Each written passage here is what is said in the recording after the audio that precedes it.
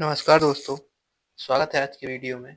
आज की वीडियो हम बात करने वाले हैं मार्केट में जो आज के दिन में हमें तेज़ी देखने को मिली, वो किस कारणों से तेज़ी देखने को मिली और आज कौन-कौन से सेक्टर प्रेशर में रहे और कौन-कौन से सेक्टर में आज हम खरीदारी देखने को मिली और कौन से सेक्टर्स में हमको हेवी सेलिंग देखने को मिली। तो सबसे पहले बात करते हैं हम आईटी इंडेक्स की। आईटी इंडेक्स में आज हमको 2% की गिरावट देखने को मिली और जो रुपए है, उसमें भी आज हमको गिरावट देखने को मिली, जो एक नए लो लेवल पे पहुँच गया है डॉलर के अगेंस्ट। तो उसमें भी आज हमको गिरावट देखने को मिली और टेक्नोलॉजी सेक्टर आज प्रेशर में रहा, जबकि मार्केट जो ग्रीन सेक्टर में रहा आज। अब बात करते हैं शेयर मार्केट में। तो शेयर मार्केट में जो सेंसेक्स है, उसमें करीब हमें 170 अंकों की बढ़त दिखाई दी। उसके बाद बाजार बंद हुआ और जो सेंसेक्स वो 76,500 के करीब बंद हुआ। तो जो काफ़ी अच्छी बात है कि 4 दिन की गिरावट के बाद आज हमको मार्केट में तेज़ी देखने को मिली। उसके बाद बात करते हैं इंडेक्स की। तो हमें निफ्टी में भी 0.39% की तेज़ी देखने को मिली, जबकि हमें निफ्टी नेक्स्ट 50 में करीब 2.5% की तेज़ी देखने को मिली। निफ्टी 100 में भी हमको करीब 0.8% की तेज़ी देखने को मिली, जबकि मिड कैप और स्मॉल कैप इंडेक्स में हमें 2 से 2.5% की तेज़ी देखने को मिली, जो कि काफ़ी अच्छा। कल जो मार्केट क्रैश हुआ था, 4 से 4.5% हमको जो डाउनसाइड देखने को मिली थी मिड कैप और स्मॉल कैप स्टॉक्स में। तो आज जो मिड कैप और स्मॉल कैप में तेज़ी आई है, तो उससे काफ़ी अच्छा मार्केट को फ़ील हुआ और इन्वेस्टर्स को भी काफ़ी अच्छा लगा, क्योंकि कल जो मार्केट क्रैश हुआ था, उसमें इन्वेस्टर की काफ़ी ज़्यादा वेल्थ इरोड हो गई थी।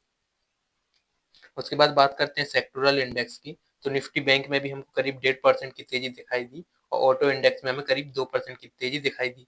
जबकि जो पीएसयू बैंक स्टॉक्स हैं, उसमें आज हमको सबसे ज़्यादा तेज़ी दिखाई दी। उसके बाद मेटल स्टॉक्स में भी हमको आज रिकवरी होते हुए दिखाई दी। तो ये मार्केट के लिए थोड़ा अच्छा साइन है, क्योंकि जो सीपीआई का डेटा आया था, उसमें हमको इन्फ्लेशन कम होते हुए नज़र आ रहा। तो एक ये इम्पोर्टेंट ट्रिगर था जिस पर मार्केट ट्रिगर हुआ और आज हमको पॉजिटिव सेंटीमेंट देखने को मिले मार्केट में। तो ये काफ़ी अच्छी बात है कि जो इन्फ्लेशन है काफ़ी कम हो रहा है और जो इंटरेस्ट रेट है वो कट सकती है। इंडिया में जो आरबीआई इंटरेस्ट रेट काटने वाला है, उसमें गिरावट हो सकती है।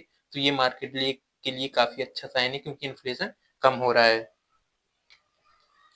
बात करते हैं आज के टॉप गेनर और टॉप लूजर्स की। तो आज के जो मार्केट में जो टॉप लूजर रहा, वो था एचसीएल टेक्नोलॉजी। एचसीएल टेक्नोलॉजी के जो रिजल्ट आए हैं, वो काफ़ी इतने अच्छे नहीं आए हैं जैसे मार्केट ने एक्सपेक्ट किए थे। तो आज हमको एचसीएल की टेक के शेयर में करीब 9% की गिरावट देखने को मिली, जबकि हिंदुस्तान यूनिलीवर के शेयर में हमको 3.5% की गिरावट देखने को मिली। अडानी कंपनी के जो शेयर हैं, उनमें आज हमको काफ़ी ज़्यादा तेज़ी देखने को मिली। जैसे अडानी इंटरप्राइजेस में 7% की तेज़ी देखने को मिली और जो अडानी पोर्ट्स हुआ, उसमें हमको 5% की तेज़ी देखने को मिली। और अडानी पावर और अडानी ग्रीन में भी हमें 10 से 15% की तेज़ी आज देखने को मिली। और आज जो मार्केट में जो बढ़ने वाले शेयर थे, उनकी संख्या करीब 2100 के करीब थी और जो गिरने वाले शेयर थे, वो 700 थे। तो मार्केट में आज बढ़ने वाले शेयर ज़्यादा थे और गिरने वाले शेयर काफ़ी कम थे। तो ये भी आज मार्केट के लिए पॉजिटिव सेंटीमेंट रहा कि ज़्यादातर स्टॉक गिरे नहीं, बट 700 स्टॉक गिरे हैं आज की मार्केट में। अब बात करते हैं निफ्टी की। तो जैसे कि आप देख सकते हैं, शुरू के जैसे ही ट्रेडिंग सेशन में शुरू की ट्रेडिंग सेशन में हमको निफ्टी नीचे आते हुए दिखाई दिया, बट उसके बाद निफ्टी ने रिकवर किया। उसके बाद थोड़ी गिरावट देखने को नजर आई, बट उसके बाद निफ्टी अपनी साइडवेज लाइन में चला और जो निफ्टी है, हमें 121 पॉइंट बंद होते हुए नजर आया। उसके बाद बात करते हैं आईटी इंडेक्स की। तो आईटी इंडेक्स में हमें आज एचसीएल की वजह से काफ़ी ज़्यादा तेज गिरावट देखने को मिली और जो और भी आईटी स्टॉक हैं, जैसे इन्फोसिस हुआ, एलएनटी हुआ, परसिस्टेंट सिस्टम हुआ, तो इनमें भी हमको आज गिरावट देखने को मिली। तो आईटी सेक्टर में जो टीसीएस के रिजल्ट आए थे, उसके बाद काफ़ी ज़्यादा खुशखबरी थी, बट जो एचसीएल के रिजल्ट आए वो इतने अच्छे नहीं आए। तो ये भी मार्केट को एक प्रेशर, जो आईटी स्टॉक है उनमें प्रेशर क्रिएट कर सकता है, उसमें और सेलिंग हो सकती है। तो आप देख सकते हैं कि शुरू के ही ट्रेडिंग सेशन में हमको जो निफ्टी आईटी है, वो हमें करीब 43,000 का लेवल छूते हुए नजर आया, बट उसके बाद निफ्टी आईटी ने रिकवर किया और वो एक साइडवेज लाइन में चलता रहा और करीब 43,000 के करीब पास बंद हुआ। तो ये काफी डिप्रेसिंग न्यूज है कि जो टेक्नोलॉजी कंपनी को रिजल्ट आ रहे हैं, जैसे टीसीएस के अच्छे हैं, बाकी एचसीएल के अच्छे नहीं है, तो और भी टेक्नोलॉजी कंपनियों में हमें ये देखने को मिल सकता है। तो जिनको भी अगर प्रॉफिट हो रहा है अपने टेक्नोलॉजी स्टॉक्स में, तो अभी प्रॉफिट बुकिंग करके अगर लोअर लेवल पर स्टॉक्स आते हैं, तो वहां पे खरीद सकते हैं। उसके बाद बात करते हैं निफ्टी सेंस वो बीएससी सेंसेक्स की। तो सेंसेक्स में भी हमें करीब 170 पॉइंट की तेजी देखने को मिली। शुरुआती ट्रेडिंग सेशन में हमको सेंसेक्स नीचे आते हुए दिखाई दिया, बट उसके बाद हमको अच्छी तेजी देखने को मिली और जो सेंसेक्स है वो 76,500 पर बंद हुआ। तो अब इधर से हमको सेंसेक्स और निफ्टी में रिवर्सल देखने को मिल सकता है। अगर इधर से फर्दर डाउन होता है तो हमको निफ्टी में करीब 22,800 और सेंसेक्स में हमें 74,000 का लेवल देखने को मिल सकता है। उसके बाद बात करें कि जो मार्केट में आज जो बढ़ने का जो कारण था, जो आज मार्केट में हमें 4 दिन के बाद हमको ग्रीन कैंडल दिखाई दी, यानी मार्केट में हमको आज तेजी दिखाई दी। उसका जो मेन कारण था वो था जो सीपीआई का रिजल्ट आया है कंज्यूमर प्राइस इंडेक्स में, उसमें जो इन्फ्लेशन है वो 4 महीने के निचले स्तर पर पहुंच गया है। जो दिसंबर में इन्फ्लेशन रहा वो 5.2% की दर से बढ़ा, जो नवंबर में 5.48% था और एक साल पहले यही 5.69% था। तो इन्फ्लेशन में हमें काफी कमी नजर आ रही, तो ये स्टॉक मार्केट के लिए काफी अच्छी न्यूज है। और जो अमेरिकी बाजार है उसमें भी हमें जो नेस्डैक और S&P 500 डाउ जोन्स है उसमें भी हमें कल बढ़ावत जो है अपसाइड देखने को मिला, बढ़त देखने को मिली। तो इस वजह से भी आज हमारे जो मार्केट है एशियन मार्केट उसमें भी हमको पॉजिटिविटी देखने को मिली। तो ये ग्लोबल ट्रिगर था जो मार्केट को ट्रिगर किया, तो हमें भी आज अपने इंडियन स्टॉक मार्केट में तेजी देखने को मिली। उसके बाद बात करते हैं कंपनी वाइज की। कंपनी वाइज रिजल्ट देखें तो जो HDFC AMC के जो रिजल्ट आए हैं उसमें Q3 का जो नेट प्रॉफिट है उसमें 31% की जंप आई है और प्रॉफिट करीब 641 करोड़ के करीब पहुंच गया। तो ये काफी अच्छे रिजल्ट आए हैं और HDFC AMC में हमको और आगे तेजी देखने को मिल सकती है।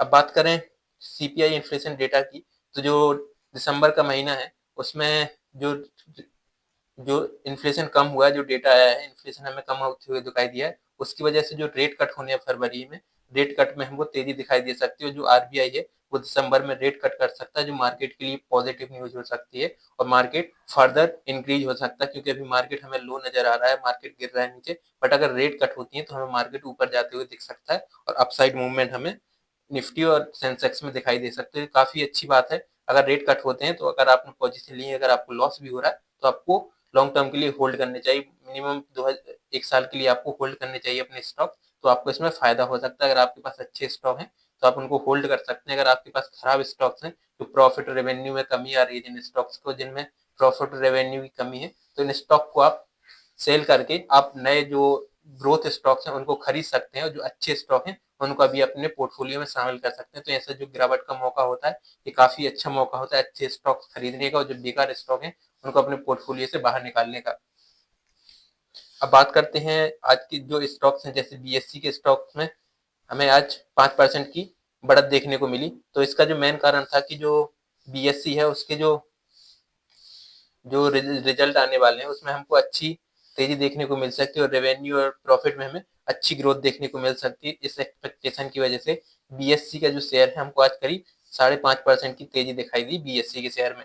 इसके अलावा जो कल्याण ज्वेलर्स हुआ, CDCL हुआ, इन सब में हमको आज तेजी दिखाई दी, बट FMCG के जो स्टॉक्स हैं उनमें हमको गिरावट देखने को मिली। वहीं जियो फाइनेंशियल में हमको 3% की तेजी देखने को मिली और जोमेटो में भी हमको काफी अच्छी तेजी देखने को मिली। तो जो निफ्टी निफ्टी इंडेक्स है उसमें जो जोमेटो और जियो फाइनेंशियल सर्विस है वो मार्च मार्च में निफ्टी 50 में शामिल हो सकते हैं। इस वजह से हमें जोमेटो जियो फाइनेंशियल दोनों के शेयरों में तेजी देखने को मिली, जबकि जो BPCL हुआ, ब्रिटानिया इंडस्ट्री हुआ, वो निफ्टी 50 से बाहर हो सकते हैं।